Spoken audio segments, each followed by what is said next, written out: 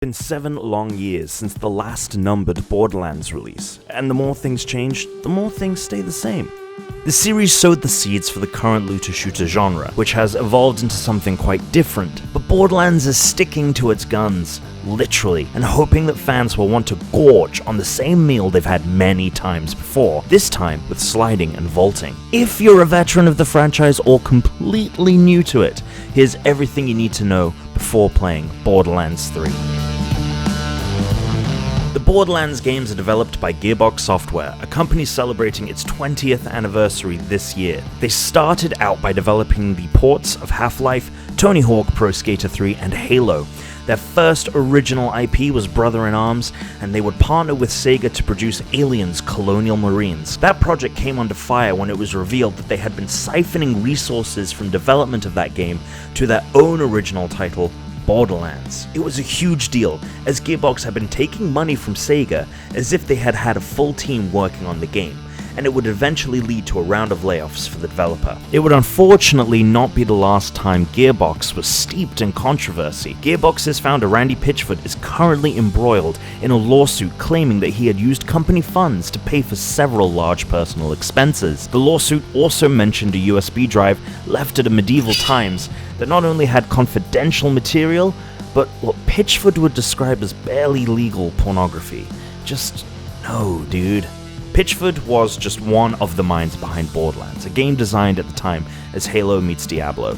Development began on the title as early as 2005, before the main narrative was even formed. The team decided on making the player a vault hunter, to give a virtuous reason to the looting mechanic. The game had a more realistic art style at the time, which was scrapped when the devs began to draw comparisons between it and the recently released Fallout 3. Whilst there was some trepidation around the new cel-shaded art style, once the team saw it in action, they knew it was the right call. And it was! Borderlands was a huge hit, selling between 3 and 4.5 million copies. It resulted in the development of the even more successful Borderlands 2, which has sold 22 million copies to date. They also had a sister developer, 2K Australia, develop the pre-sequel, a game set in between 1 and 2. By this time, Gearbox was a little burned out by Borderlands, and wanted to try their hand at something new. This became Battleborn, an ill-fated competitive hero shooter that got its lunch eaten by the mega-hit Overwatch. Gearbox, however, used their time developing Battleborn as a learning experience, and spun development for a third main Borderlands game out of it. The game has already been slathered in some of that good old-fashioned Gearbox controversy. The game will have Chris Hardwick, an alleged emotional abuser, return as the character Vaughn from the point-and-click Tales from the Borderlands game.